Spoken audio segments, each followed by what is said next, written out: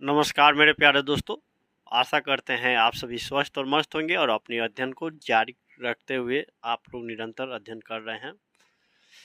तो इसी मंगल कामना के साथ आज हम लोग विसर्ग संधि पढ़ने जा रहे हैं। इससे पूर्व आप लोगों ने स्वर संधि और विसर्ग व्यंजन संधि अध्ययन किया होगा, ऐसी मैं आपसे आशा करता हूँ। यदि नहीं भी देखे हुए हैं देख लीजिएगा। हालांकि ये और वे वाला में बिल्कुल अंतर है। ऐसा नहीं है कि ये नहीं पढ़े वे नहीं पढ़े हैं तो ये नहीं समझ में आएगा, समझ में आएगा। फार्मूला पर क्या बोलते हैं, नियम पर आधारित है। ठीक है, चलिए परिभाषा को मैं हर बार की तरह इस बार भी मैं अपने परिभाषा को अध्ययन कर रहा हूँ, पढ़ रहा हूँ।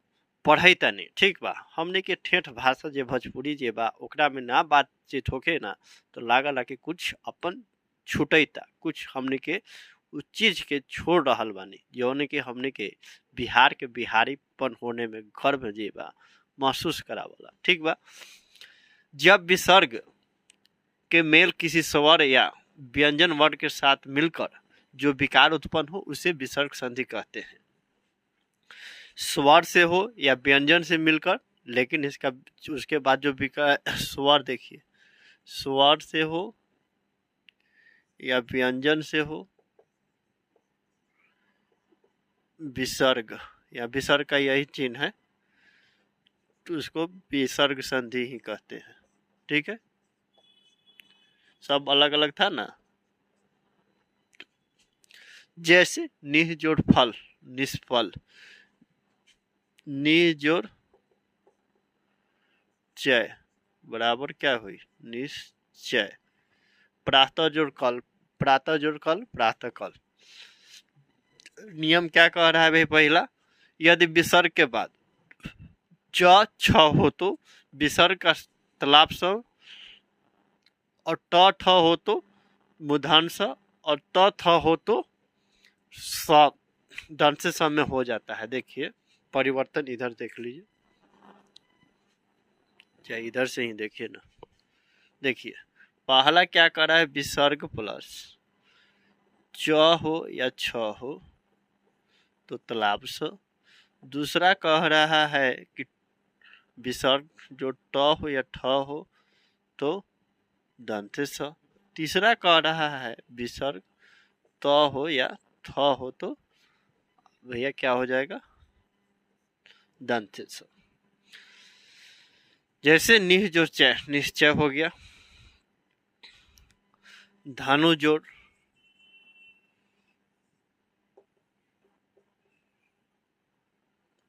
टंकार, धनुष टंकार, क्या हो गया, ये हो गया। अब निष्फल हो गया, ये हो गया ना। नहीं नहीं, तो हम लोग तो पहला ही ना पढ़ रहे हैं। दूसरा क्या कह रहा है भैया, यदि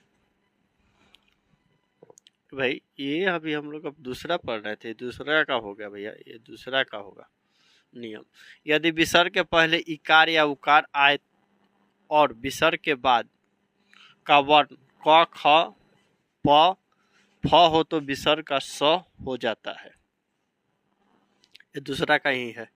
जैसे निह जोड़ फल निष्फल, धनु जोड़ टंकार धनुष टंकार, ये दूसरा का है भैया, हम उसका उल्टा बता दिए थे।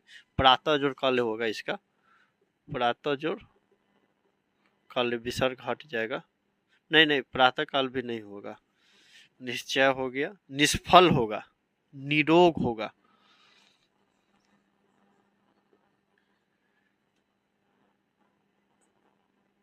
समझे, निरोग भी नहीं होगा। निह जोड़ चय निश्चय ही होगा पहला का। निश्चय निश्चल हो सकता है, निश्चल होगा, निश्चल। इसका निश्चल होगा पहला का भैया। हम देखिए हम भी कंफ्यूज हो जा रहे हैं। दूसरा में देखिए, यदि विसर्ग के पहले इकार या उकार आए और विसर्ग के बाद का वर्ण क ख या प हो तो प फ हो तो विसर्ग का मूर्धन हो जाता है। जैसे निज जोड़ फल निष्फल, धनु जोड़ टंकार धनुष का, निज जोड़ फल निष्फल। तीसरा कह रहा है, यदि विसर्ग के पहले अ हो और क ख प फ में कोई वर्ण हो तो विसर्ग ज्यों का त्यों रह जाता है, जैसे को तैसे, टिट फुट टैट, जैसन के तैसन रह गया, रह जाला में। ठीक बा। जैसे प्रातः जोड़ कल, प्रातः कल मतलब जैसा का कोई परिवर्तन नहीं है इसमें, जैसा था वैसा रहेगा। ठीक। चौथा है यदि हर्षऊ हो हर्षई हो या हर्षऊ हो के बाद विसर्ग हो और इसके बाद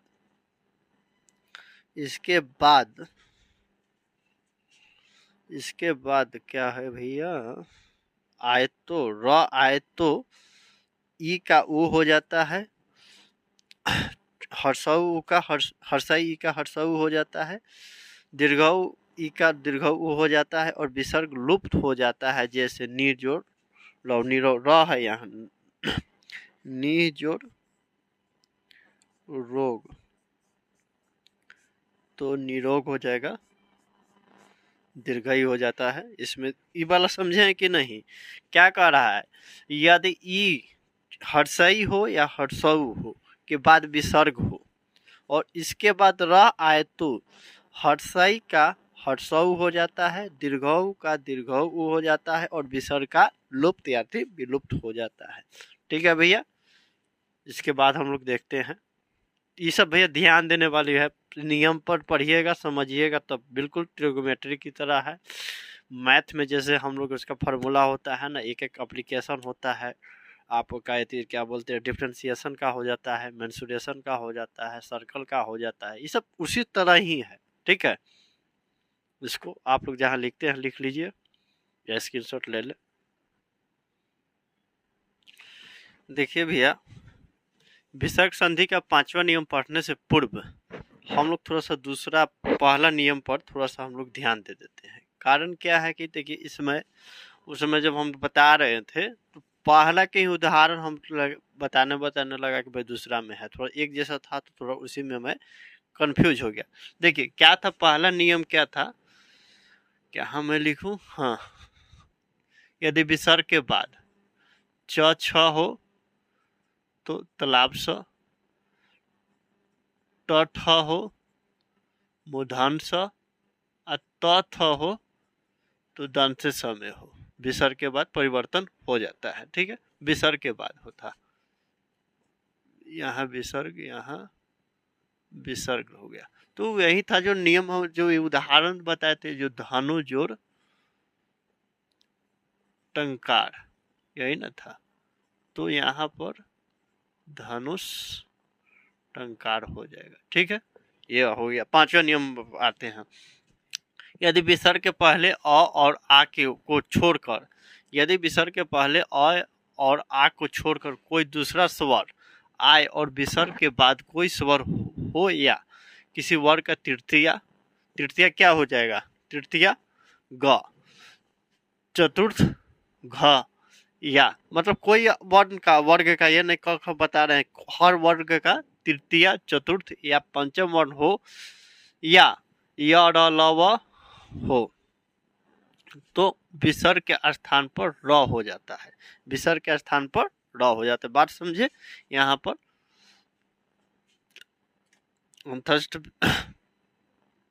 अंत में देखते हैं आपको। देखिए अंत में यही है कि आपको एक एक नियम को समझना होगा बारीकी से, अन्यथा कुछ समझ में नहीं आएगा। ठीक। निर्जोड़ उपाय, निरूपाय,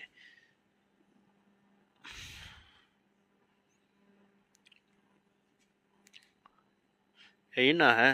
हाँ। निर्जोड़ उपाय हो गया निरूपाय। देखिए निर्जोड़ न, देखिए र हलंत जोड़ उ जोड़िएगा तो र का रू में परिवर्तन होगा। निर्जोड़ आपको बता रहे हैं, निर्जोड़ जल क्या हो जाएगा, निर्जल, निर्मल, ये सब इसी का उदाहरण में आ जाएंगे। ठीक है। निर्जल हो जाएगा, निर्मल हो जाएगा इत्यादि।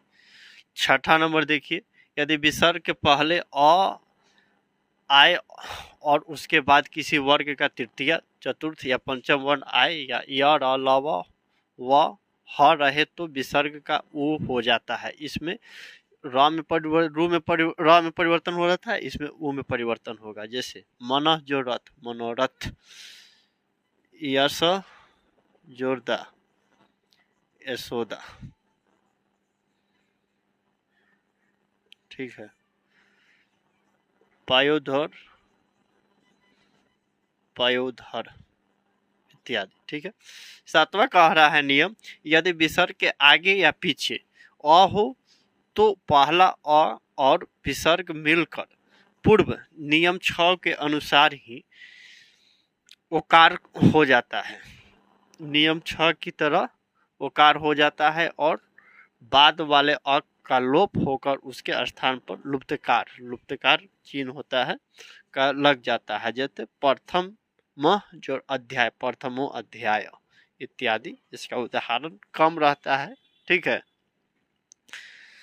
छठा देखिए, और लेकिन इसमें नियम क्या है, लेकिन नोट ध्यान देने वाली बात, लेकिन विसर्ग के बाद अ के सिवा, अ के अलावा दूसरा स्वर आए तो यह नियम लागू नहीं होगा, बल्कि विसर्ग का लोप हो जाता है। जैसे कि अतः जोड़ एव, अतएव। ठीक है। तो मैं उम्मीद करता हूं दोस्तों आपको समझ में आ गया होगा। फिर भी किसी भी तरह का आपको दिक्कत हो, निस्संदेह बेहिचक आप मुझे सूचित करेंगे और पूछने का प्रयास करेंगे। मैं भी प्रयास करूंगा कि आपको यथासंभव समझाया जाए, क्योंकि हम लोग का काम है पढ़ना पढ़ाना, एक दूसरे से पूछना, ये बात है। ये नहीं कि हम बताएं आप सुने समझे, क्या है कोई दिक्कत है तो बतेबे नहीं कीजिएगा तो कैसे होगा। आदान प्रदान होना चाहिए। शिक्षक से, डॉक्टर से, वकील से झूठ कभी नहीं बोलिएगा। नहीं समझे तो साफ कहिए कि नहीं समझा, या मास्टर नहीं समझ रहे हैं, ठीक से पढ़ाओ, साफ कहिए। जैसे आपको मन करे कहिए, पूछिए, कोई मतलब नहीं है। छोटा भाई की तरह कहिए, बड़ा भाई की तरह कहिए, जैसे आपको मन करे पूछिए, समझिए। जब तक समझिए नहीं तब तक ना छोड़िए। ये ना सोचिएगा कि नहीं समझ में तो दूसरा वीडियो के देख लेंगे, तो जितना देखिएगा उतना कंफ्यूजन होइएगा। क्योंकि नियम वही है, थोड़ा सा कोई 5 नंबर को 6 में, 6 नंबर को 8 में, 8 नंबर को 3 नंबर में इधर उधर करके समझा देंगे, हो जाएगा। वो लोग भी गलत नहीं है, मैं भी गलत नहीं हूँ। तो सब टीचर का अपना अपना पढ़ाने का तरीका है। तो आप लोग पढ़ते रहें, मिलते हैं अगले क्लास में। तब तक मुझे याद दीजिए। जय हिंद, जय भारत।